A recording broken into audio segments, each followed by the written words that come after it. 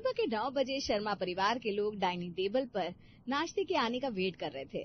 तभी रसोई से पूरियों के छनने की आवाज नहीं आती, पर आती है दोनों बहुओं के बीच झपड़ की आवाज। अरे कल तो सब्जी आपने बनाई थी, आज आपने फिर सब्जी बनाने को चढ़ा दी। तो नाश्ते के वक्त अगर तुम्हारा नहाना खत्म नहीं होगा तो काम तो शुरू करूंगी ना मैं। तो आप पूरियां बनाने का काम भी तो शुरू कर सकती थी भाभी, पर नहीं, आपको तो हर बार आसान काम ही चुनना है।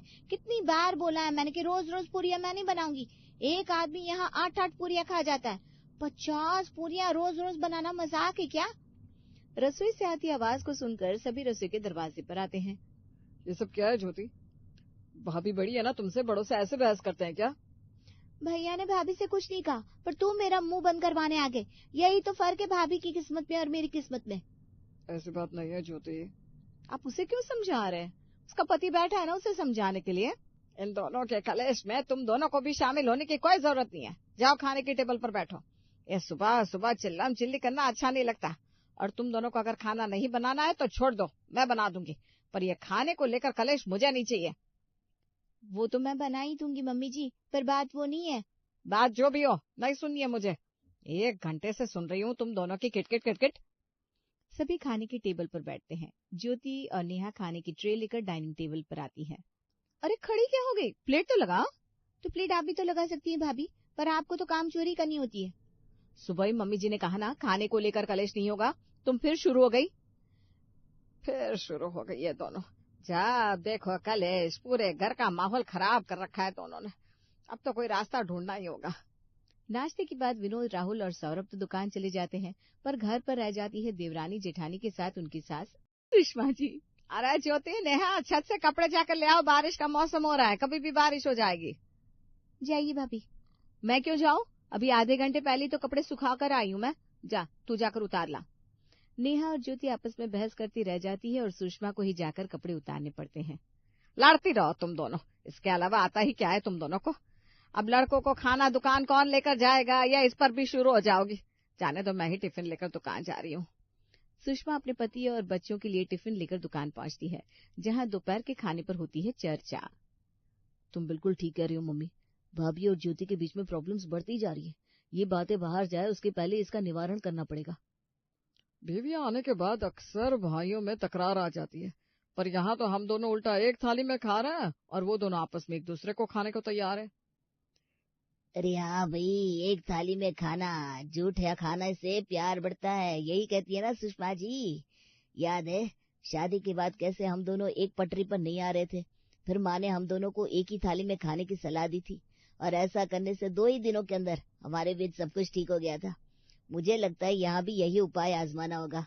बिल्कुल सही कह रहे हैं आप। सभी मिलकर सोचते हैं तो कोई ना कोई रास्ता निकल ही जाता है। यही करना ठीक होगा। और रात को खाने की टेबल पर जब ज्योति और नेहा सभी को खाना परोस रही थी, सुषमा कहती है, परोस दिया खाना, चलो अब खुद भी खाने बैठ जाओ। मेरे दिल की बात कह दी आपने मम्मी जी, बड़े जोरों की भूख लगी है, दोपहर में खाना भी नहीं खाया था। तू सभी को खाना परोस देना ज्योति, मैं खाने बैठ जाती हूँ। यहाँ कोई बच्चा नहीं है बहू, खाना सब खुद ले सकते हैं। खाना डाइनिंग टेबल पर ही तो पड़ा है, उसके लिए ज्योति को खड़ा रहने की क्या जरूरत है। ज्योति बेटा, तू भी खाने बैठ जा, और हाँ, खुद के लिए अलग से थाली मत लगाना। क्यों मम्मी जी? क्योंकि अब से इस घर में 3 ही प्लेट खाना लगेगा, एक मेरे और भैया के लिए, एक पापा मम्मी के लिए और एक तुम दोनों के लिए। लेकिन ऐसा क्यों? मैं किसी और की प्लेट में नहीं खा सकती। खाना तो पड़ेगा नेहा, पंडित जी ने कहा है। कुछ दिनों से दुकान बड़ी मंदी चल रही थी, तो आज मैंने एक पंडित जी को दुकान बुलाया और उन्होंने दुकान की बरकत का यही उपाय बताया कि घर के बेटे एक साथ खाएंगे, घर के सबसे बड़ा जोड़ा एक साथ और घर की बहुएं एक साथ। अब दुकान की कमाई के लिए तुम इतना तो कर ही सकती हो ना। कर सकती हो क्या होता है, मैं जानता हूँ अपनी बड़ी बहू को, वो घर की बरकत के लिए कुछ भी करेगी। आधा आधा खाने से प्यार बढ़ता है, इस फिलोसॉफी को दोहराते हुए सभी अपनी चाल चल देते हैं। बताओ, राहुल जी ने यहाँ 2 कोर खाया और जेठ जी पूरी रोटी खा गए। यही तो होता है ना जब 2 लोग एक थाली में खाते हैं। भाभी को लगेगा इन्होंने 12 रोटियां खा ली, पर उन 12 रोटियों में से इन्हें 12 कोर भी ढंग से नसीब नहीं हुए। जरा सी भी अकल नहीं है राहुल को। जब पता है भैया खाना लेने में शर्माते हैं तो खुद कम सब्जी खानी चाहिए, पर नहीं, एक एक कोर में 1 रोटी जितनी सब्जी खा जा रहा है और सबको लगेगा भाई के साथ खाने में इनकी खुराक बढ़ गई। रात का खाना तो दोनों देवरानी जेठानी बिना चू चपर की एक साथ एक ही थाली में खा लेती हैं, पर कब तक? अगली सुबह। मैं बर्तन धो लेती हूँ भाभी, तब तक आप बाकी कमरों में झाड़ू लगा दीजिए। बर्तन हुए ही कितने हैं? गिनकर 4 बर्तन है। अब तो सभी आधा आधा खाना खा रहे हैं। आज बर्तन कम हो गए तो मुझे बर्तन का काम लेना है। वाह भाई, ये अच्छा है। ये क्या बात हुई भाभी? मैं जिस काम में हाथ लगा दूं आपको वही हल्का लगने लगता है। हद है आप भी सच में। सुबह का नाश्ता तैयार होता है, सभी खाने के टेबल पर आते हैं। ज्योति सभी के लिए प्लेट लगाती है। अरे ज्योति, फिर से 6 प्लेट भूल गई क्या? हमें आधा आधा खाना है, मिल बांट कर। एक तो रात को ढंग से खाना नहीं मिला, फिर से वही ड्रामा। ज्योति को तीखा पसंद था, नेहा को मीठा।